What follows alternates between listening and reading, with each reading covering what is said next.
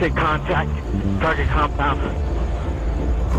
Combat, it's killing.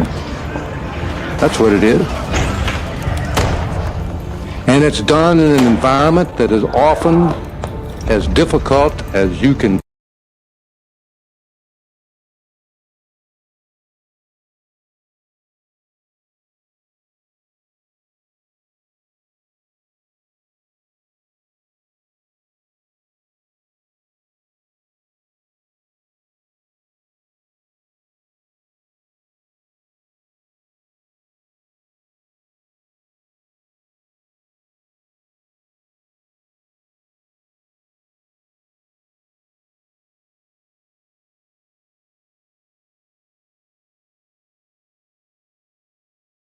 Possibly imagine. Extremes of climate, it's uncivilized, and women can't do it. The requirements for strength and endurance render them unable to do it. Doesn't work. I knew the moment I stepped in over there at Bragg, I was like, we are being watched and something bigger is shaking out, I guarantee it. You're looking at each other. Is she as tough as I am? It was a bunch of female alphas. You're doing this for every other woman that's gonna come after you. Any argument that a man's gonna have about why women shouldn't be allowed to be here, don't contribute one iota. I thought, war? What are you doing here? It was a man's club. Like, that is the lion's den that we just walked into. For 8 years of a war, we didn't see the other half of a target book. You bring a white man in a very intimidating US uniform, a lot of women will feel uncomfortable. We're gonna go into that darkness and just be like, you need this done? Okay, let's go. This is not what I was expecting at all. Nobody cares if you're a man or a woman. You are defined by your actions purely. Having this one woman on target freed up probably 4 guys. I would have liked to have seen that play out a little bit. I start to wonder if you're there too long, if whatever gains you made start to erode themselves, and soon you leave in the same place you started. What does winning look like? War's not stopping. How long has America been around? How many wars we been in? Conflicts? Only thing changing is the date.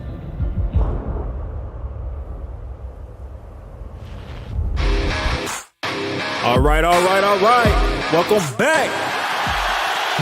Misfit Nation. Misfit Nation. The Misfit Nation Show. We are a show founded by a veteran and hosted by 2 veterans and a military spouse. Our mission is to get people to tell their stories to the world. If you're an author, share your tips with the Misfit Nation. If you're a musician or an actor, our audience need to know how they too can get into the business. Coaches, we love our coaches.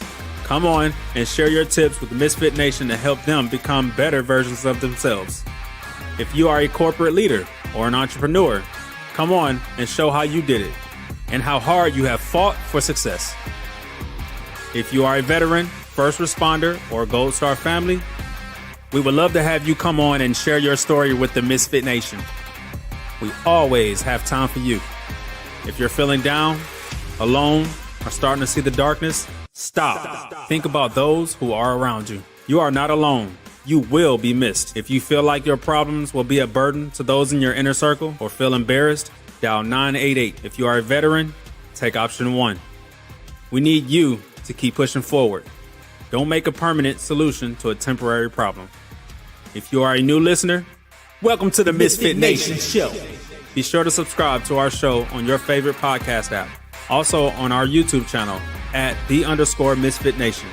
Subscribe and click the bell to keep you up to date on our latest episodes and all of our news. You can also find us on Heroes Media Group and About Face Radio.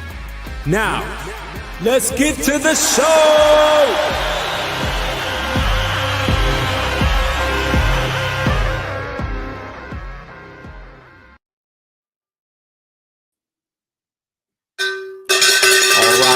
All right. Welcome back to the Misfit Nation Show, Thursday after dinner show.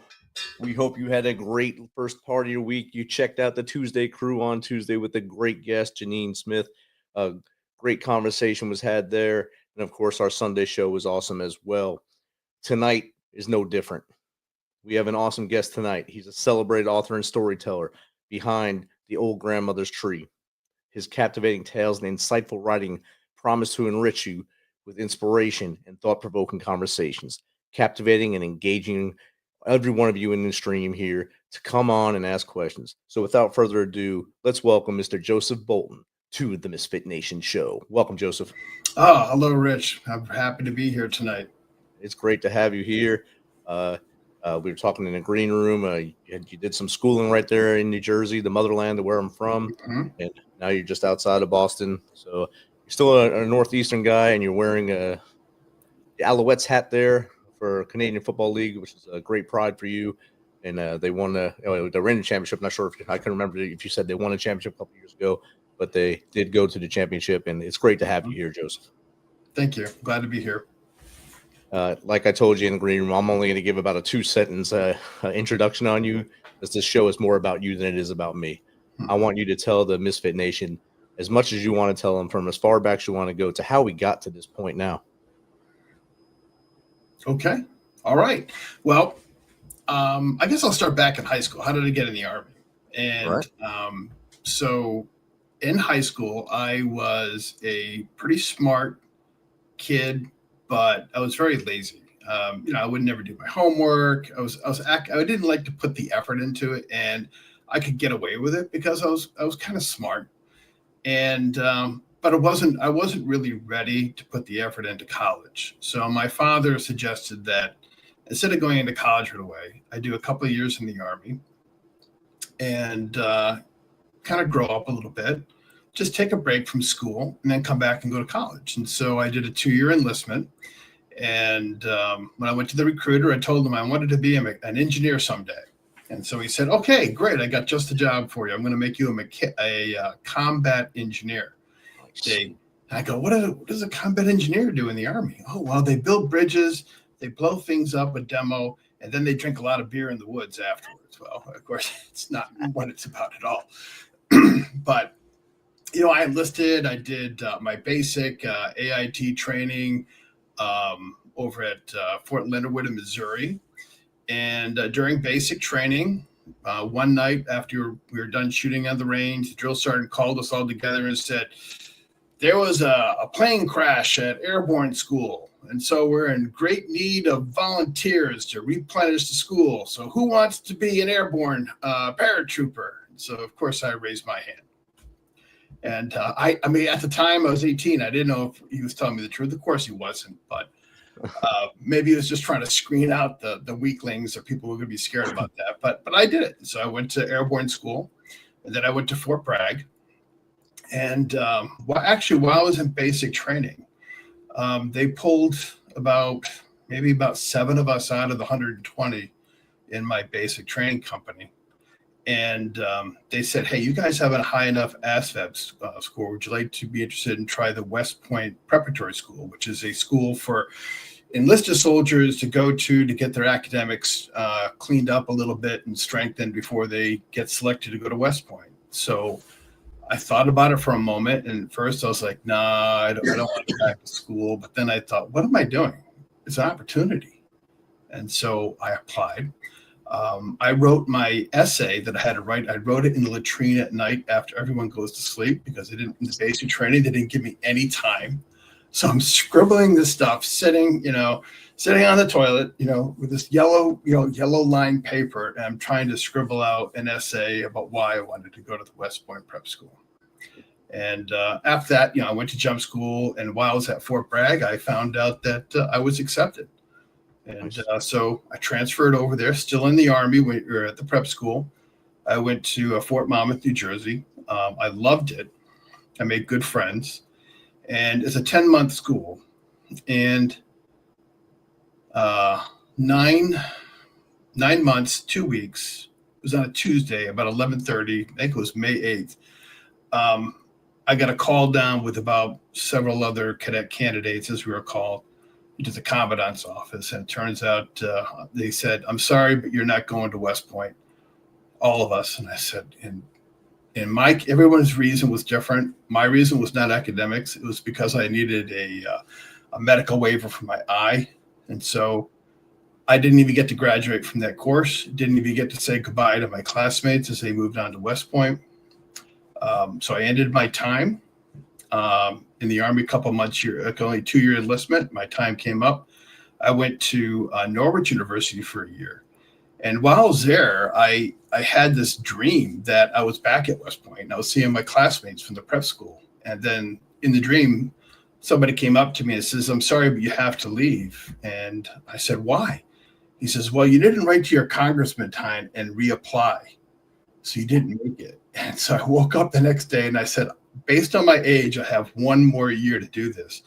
And so I reapplied, got my eyes cleaned up, and got accepted into West Point. And so I was one of those very rare people to actually, I was a prep school guy, didn't graduate from the prep school, and went to West Point, but didn't go with my prep school classmates. So they were a year ahead of me. So they were very shocked to see me show up later. So I did 4 years at West Point. Then I was an infantry officer because my uncle, who was a Vietnam veteran, says, if you're going to be in the Army, you got to be infantry. Soldier. I don't know if I totally agree with that now, based on the Army is today. There's a lot of important jobs in the military, but that's what I believe. So that's what I did. I went to Army Ranger School. So I graduated there, went to Fort Drum. I was infantry, and then when I got promoted to major, I decided to transfer out, and I became a space operations officer. A very small group. I think there were only 60 of us in the entire Army. And while I was a space operations officer, I went back to Fort Drum on the general staff, and I did a year in Afghanistan as a space operations officer. And the vast majority of stuff that I did there was highly classified. So I do have stories, but they're not combat stories. They're not stories about anything I accomplished because I really can't talk a lot of it. It was highly classified work. So, but I retired right after that and worked for the most time as a government contractor, first in New York, then outside of Boston. And a couple of years ago, I decided I just needed a break, and I actually left the contracting world, and I took a job as a mathematics teacher at a little Catholic school in Gardner, Massachusetts, and I loved that job. But after a semester, I realized that I probably did it a little too early. I still needed a little extra money, especially because I was writing my books, Old Grandmother's Tree, which was a very, it's a very expensive project. And so I got a phone call, says, "Hey, we want you back. We'll throw you a big pile of money. Come on back." And so I've been working ever since. But I definitely wanted to go back teaching fairly soon. And so that's how I got it. That was my whole Army career, 25 years, one way or the other, in about a 2-minute speech. That's awesome. And, yeah. So I could talk a little bit about my old grandmother's tree, but do you have any questions based on my Army career, how that went, or? No, it is a different story than you'll ever hear someone tell you about how they got into West Point. Definitely a different tale, a different lineage or different path, I should say, because you have the guys that do the traditional way, high school right to West Point. Then there's the guys that do what you did first to go to in the Army, sign up for the prep school, get to the prep school, and then go through. But you had to take an additional step and go through that. That's an amazing journey right there. And to still be resilient and say, yeah, you know what? I have 1 year left. I'm going to go. I'm going to do this anyway. And I'm going to be the old man on campus. I'm going to do this. And that had to be the fun, even more fun part of it, being the older guy on campus. I'm sure some people called you Pops and stuff in there. Yeah. Oh, yeah. Actually, they did. There were a couple of classmates of mine that called me Papa Joe is what they called me. And I was 25 years old when I finally graduated from West Point. I just barely made it. Wow. So I was almost the age of some captains out there in the Army at 25 when I graduated. Yes. So, and I had an okay career. I don't think I did anything spectacular, at least from my perspective. But I did my job. I spent the time in Afghanistan. I'm glad that I made some good contacts and friends out there as well. I'm glad I had a opportunity a few times to actually interact with the Afghan people. And it's something that I'm always going to treasure. Right. So, but none of that really has anything to do with my book. The book, Right. Old Grandmother's Tree, is actually a very different kind of project. Tell us a little about that. So when ever since I was a child, I was always very interested in my family history, and especially my mom's side. All four of my mother's grandparents were all born in Quebec. So early on, knew that we were, Quebec is where we come from. And so I had always had a lot of questions with my grandparents and my great aunts about, where do we come from as the family? And there's only so much they could tell us back then, except that we were French and we were come from Quebec. And this is back like in the 70s. And later on, of course, maybe within the last 8 years or so, all these tools came on to research your family history. Ancestry.com is one, DNA tests. And so I started doing research on our family, building a family tree into Quebec. And I gave my mother and 5 of her siblings a DNA test. And that's where we had the first kind of surprise and discovery. All right. So growing up, we always were told we're 100% French, at least my mother's side, 100% French Canadian. Well, it turns out we're probably closer to like 80%, 85, 90% French. So mostly French, but there's a little bit of English in there. There's a little bit of Spanish in there, but also to our surprise that there was also Native American DNA also showed up. Ancestry showed up in the DNA tests. And that was a surprise to us. And it took me 2 years to find those connections, who these people were. And I found 4 gateway ancestors, Native American ancestors, up in Quebec and Maine. And of them, probably the one whose story was most intriguing was an Algonquin woman who lived in the mid 1600s. She was my 9th great grandmother. Her name was Mitio Goku. And her story turns out to be very well documented by the Jesuit priests in Trois-Rivières. And she had an incredible story, a very dramatic story in her life. And it starts off, she comes into the record when she's about 22 years old. She's married to another Algonquin. They have 2 small children, a boy and a girl. And the Mohawks came up and raided Trois-Rivières in Quebec. And during that raid, her husband, Assabavich, was killed, and her 2 small children were kidnapped, and she never saw them again. So at 22, she lost everything. Her husband, her children, and, where do you, a lot of people may fall into despair or become cynical, but, she didn't. She didn't. And, 5 years later, she married a French settler named Pierre Cauque, and they became my ancestors. And she lived this life, and we have some documentation about where her and her second husband lived, my ancestors. But at the end of her life, right after she died, the priest of Trois-Rivières wrote this about her. And he said, I quote, Mitio Goku lived a full life with love, dignity, and respect, a loving and courageous Algonquin woman. And it's a very powerful 2-line eulogy. And there's so much in there. And when you think about it, that what kind of impression she had to make by the end of her life, of an impression she made to the people around her, that a priest would write this about a woman at the end of the 17th century, much less a native woman in Canada. So she really had to make that impression, and that she lived a full life, which tells me that she lived in a life of action and interaction with her community. She lived a life of dignity and respect.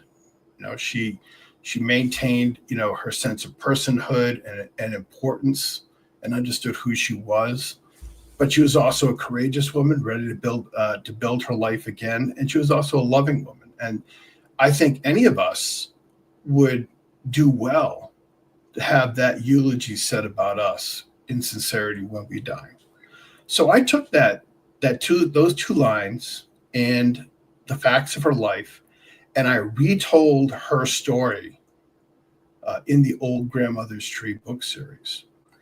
But now, there are many people who write stories and novels about their ancestors, especially if they have notable ancestors. They write stories about them. So, and that part is not unusual. But what I did was a little different. I took the story of Mitio Goku and her life and her family, and I retold it in the language of folk tales and folklore. So, I told it in a reimagined Quebec with folk tales, Native American trickster animal characters, a little bit of magic. So a little bit of a fantasy and also real history. And I seamlessly blend that in there to a story, or actually a series of stories, 10 stories in the 2 volumes. And because I'm a very visual person, I teamed up with a wonderful artist named Natasha Pelly-Smith out of Toronto, and she actually worked and did the illustrations. And I also worked with a storyboard artist to assist us named Masami Kiyono out of Manhattan. She does storyboards for commercials. And so 3 of us teamed up and created this book. And it was probably, I'd say it was at least a 3-year project from beginning to end. Wow. That's a long project to stay with too. And to stay focused, focused on to finish it. I'm sure there was hiccups along the way, but it looks like you've had fun doing it.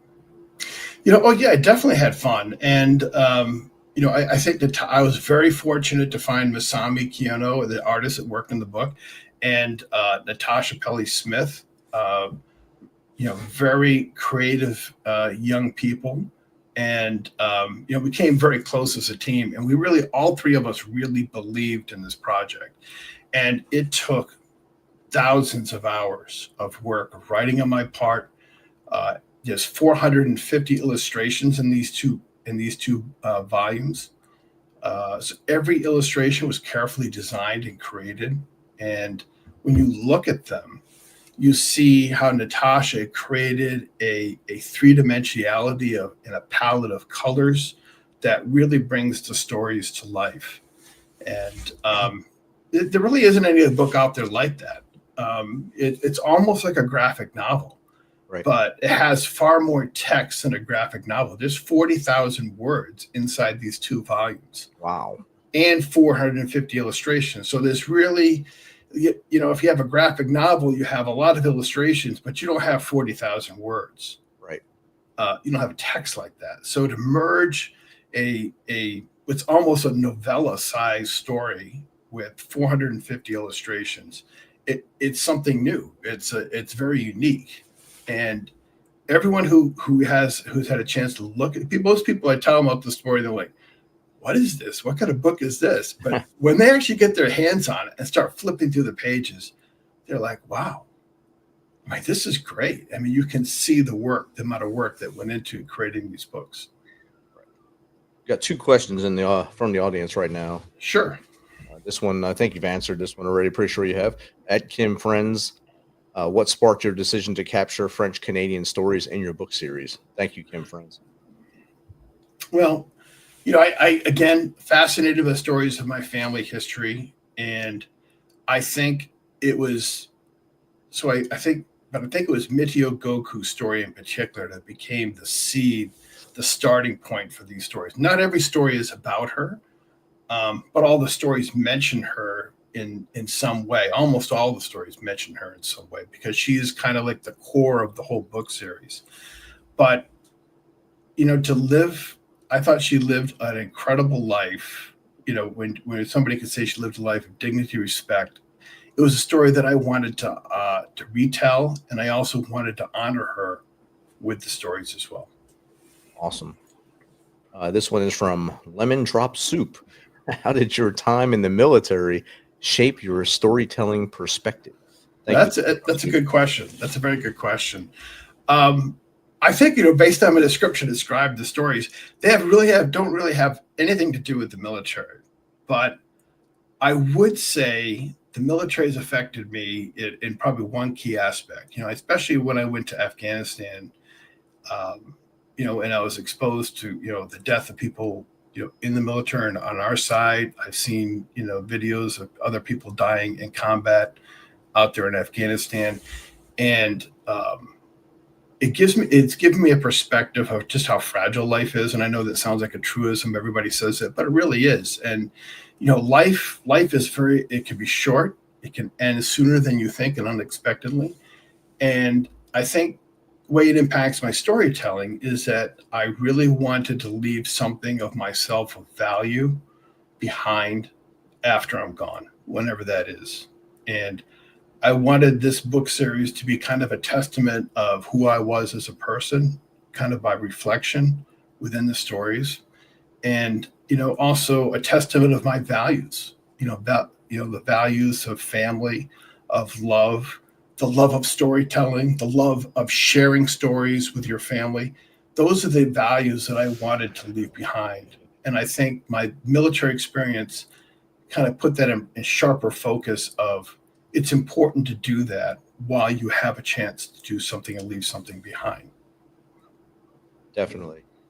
And we touched on it earlier about you taking this project and it taking so much of your time. Has it taken on a life of its own? Did you foresee the scope of this when you first started, and where do you see it going from here? Well, no, actually, I wrote the very first story. It was La Trope de Sabot.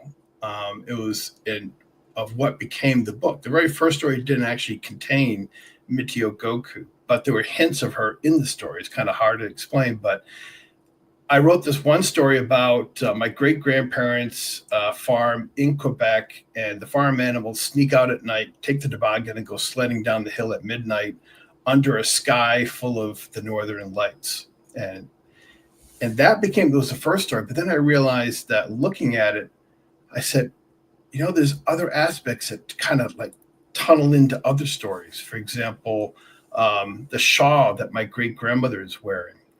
It has the color of the northern lights. Well, why does it? Well, because it's magical and it belonged to Mitio Goku, who's her ancestor. And so that aspect became the kind of like the little bit of string that you kind of pull on, a little bit of a thread, and it leads you to other stories. So when I actually first started it, I did not think it was going to be as big as it was. But the story kind of grew on its own. And now I have 3 other books in the series in the works, and Natasha is going to start the next book in the series next month, early June, and I'm working with Masami to storyboard the story after that. And the third story is I've just started writing, but the next book is actually going to come out by the end of the summer, I expect, and the book after that, which tells about the end of Mitio Goku's life, will be next summer. All right. I mean, I can't wait to see where it moves from. I know you're not going to want to end it. You're going to want to start something else right after it, just based on your tenacity going so far. And we do have another question in the chat right now. There it is. At Climb to Glory 4, what do you think young people gain from learning ancestral folklore today? Thank you, Climb to Glory. I think that most young people have a little bit of sense of awareness. They have a sense that they are part of a story, but they see where they are. They see that they're kind of at that end of that story, but they don't know where that story began, but they feel like they're part of that story. And that yearning is at the questions they ask about their family history. And I think the value of reflecting and researching your family is understanding where you came from, and it tells you about how you fit into the broader world. And you are the continuation of the story of your ancestors. So Mitio Goku's story doesn't end with her death. It continues on through her descendants, like myself and my children and her other descendants. And the same thing with children. Children, you should understand, is that they are the continuation of the story of their ancestors. Definitely. And I think you hit this earlier with all the new avenues now to find out your ancestors. It's a lot easier for the youth of today, based as compared to us when we were growing up. You have to go to the library or to archives to try to find where and when your ancestors either came to America or came to Canada, or where they came from from the old country. You had to do everything on foot and by hand and write notes down and go through the Dewey Decimal System and all that stuff and find stuff. Now they can do, like you said, look on ancestry.com, find out if someone else maybe has already started the tree and get in there. Do you feel that's an asset for them now, or is it kind of makes it too easy for them? No, I think it's absolutely an asset, and it's not too easy. It's important, and it's such a gift that we have this capability now today. When I was growing up, I think one of my great aunts had researched just one line of my family tree back to the 1600s. So we just had this one little tiny little sliver of that ancestry. There's a whole world we didn't understand. So I think it's wonderful that we actually have these tools. Definitely. And you said earlier that you want to get back to teaching. You love teaching, but you also said you weren't a good student.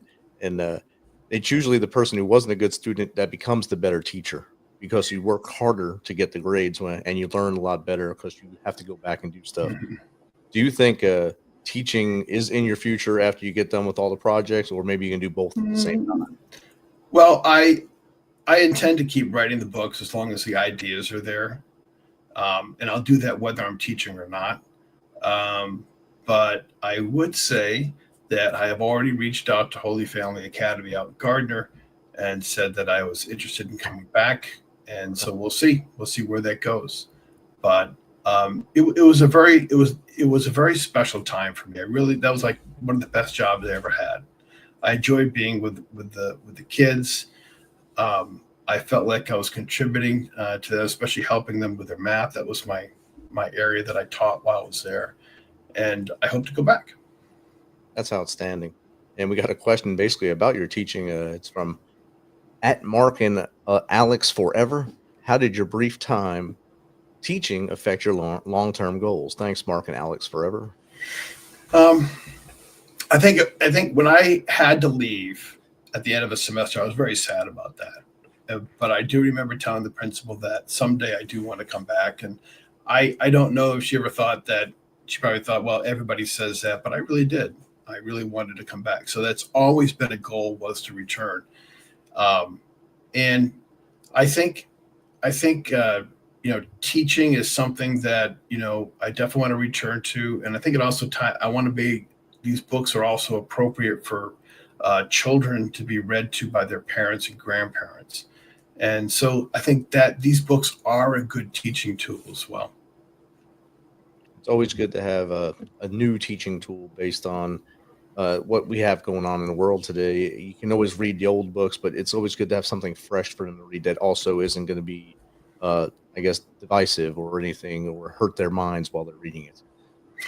No, these books are, what's really good about them is that they're entertaining, that as an adults read these books and they like them. They find them entertaining, they find them thoughtful, they find them poignant, but kids also love these books as well. Not only they love the illustrations, but they're very much touched by the stories.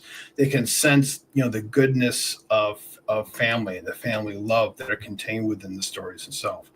And they are entertaining. They are funny. I mean, there's a little bit of slapstick in some of the stories with the animals. And so definitely, I think that's why it kind of ties in with teaching for me. I see it as part of teaching enrichment of children. Now, I have to ask, in your books, have you based any of the characters, your animals, trickster animal characters, on any real people that you encountered in life through military, through all the other chapters of your life?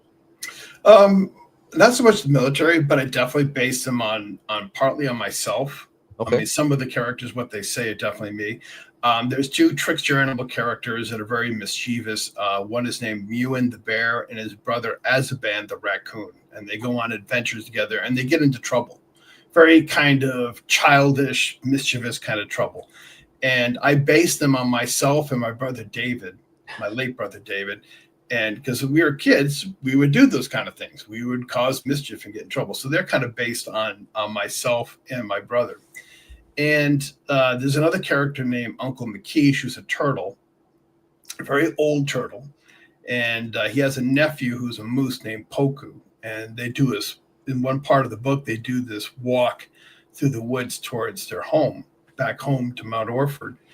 And they're having this conversation about, Uncle McKeish is feeling kind of sad on himself. I'm getting old. I can't do all the things I used to be able to do. I repeat all my stories. You must be getting tired of me. He's telling all this to his nephew, and his nephew isn't going to have any of this. His nephew said, you know what? I don't care about all that stuff. You are the best uncle to me, and I love you. And in that story, I'm both Poku and McKeish. Because I'm older than, I have nephews and nieces in my 30s. I'm like Uncle McKeish when I talk to them. But I also have my mother's siblings who are still around, or in their 80s. And in that sense, I'm also Poku, the younger nephew, who's remembering and trying to be patient and loving with my older aunts and uncles. So in that aspect, it's also based. And that's like one of my, that's in the second book. And it's like one of my favorite chapters in the whole book. Awesome. We got one more question just popped in from at Saran Susan. I guess they're Susan Sarandon fans. Populate here. Here it is. What's the story behind your favorite folk tale from Old Grandmother's Tree? Thanks, Sarah Susan. Favorite folk tale. Well, I would say the favorite folk tale is definitely the first one. And that is called All Around You There Is a Light. And in that story, Mityo Goku's grandparents, specifically her grandfather, goes to the local church in Trois-Rivières and prays for his granddaughter, because she knows she needs to do. She's been a widow now for 5 years, and he prays for her that she'll be able to find a husband that will love her, and that they can live a beautiful life together and have a family again. And but in that story, I also have it's very very thoughtful as this man prays for his granddaughter.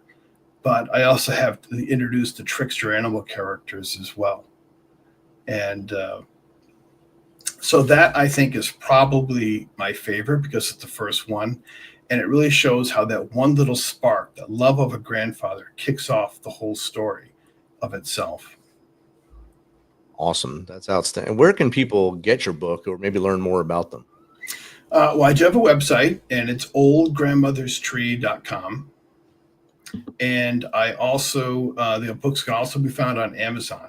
And if you go to the Old Grandmother's Tree website, you will see links. I have a Wikipedia of all the characters. It's about over 100 entries in there. So there's a lot in there. There's a lot of characters. We have barely even touched all the stories and the characters that are in these books. So there's a Wikipedia right there. There's a sample illustrations of the book. There's a biography of myself and also a biography of Natasha, the illustrator. And there's links there where you can buy the books on Amazon as well. Awesome. So Misfit Nation, go to oldgrandmotherstree.com. Learn more about Joseph there. Buy the books, of course. And if you have questions for him, I'm sure the contact links are on there as well to get in contact with him and maybe pick his brain like we have been doing tonight. Joseph, this has been a very quick, almost 40 minutes now that we've been talking about your folklore tales, your military service, which was a roller coaster. Most people would have quit halfway through, not even halfway through that. They would have quit and went to the civilian world. You were almost a sapper. You were airborne, and then you became infantry and then a space officer. A space officer before Space Force.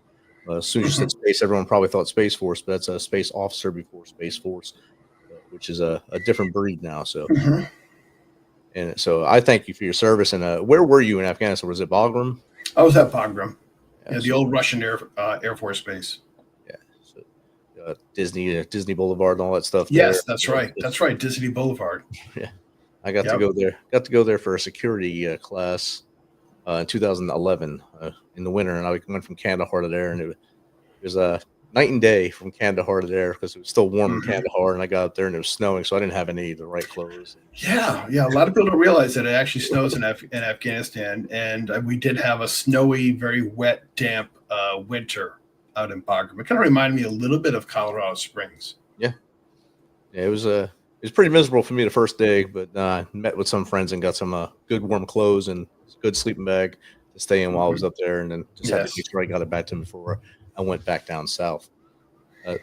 Something we ask our guests, Joseph, before we let them leave is, what's 3 things that the Misfit Nation can start doing tomorrow to be better humans? I think first of all is listen to your elders. I think a lot of us, we tend to forget our older relatives, and they're there. We visit them when they visit us. Sometimes maybe we may find them kind of annoying. Sometimes they may repeat their stories, but you need to listen to them, and you need to capture their wisdom and their stories while you can, because once they're gone, you'll miss them.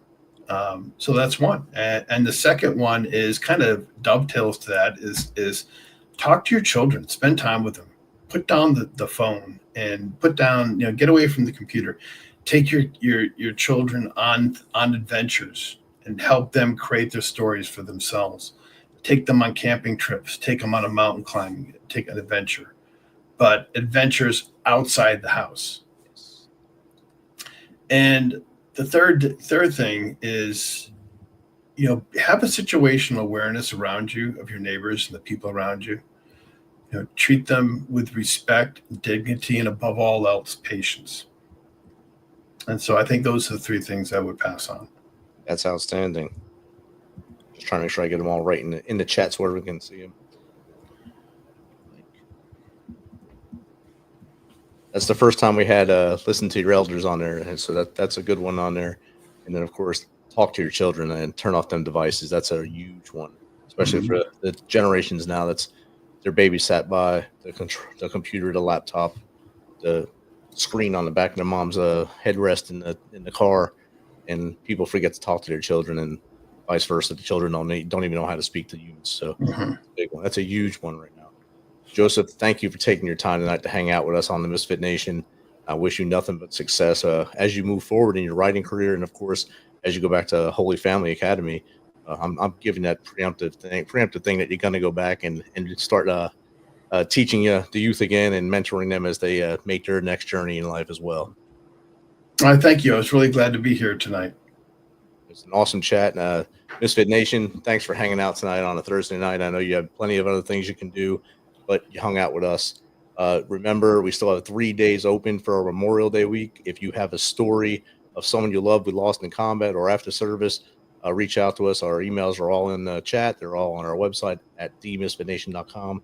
We'd love to get your story on here and have your loved one story shared. Till next time, Sunday night, we'll have Chance back on, and we'll have a great show from Louisiana. So everyone have a great night and be safe and be good to each other. Have a good night, everybody. Good night.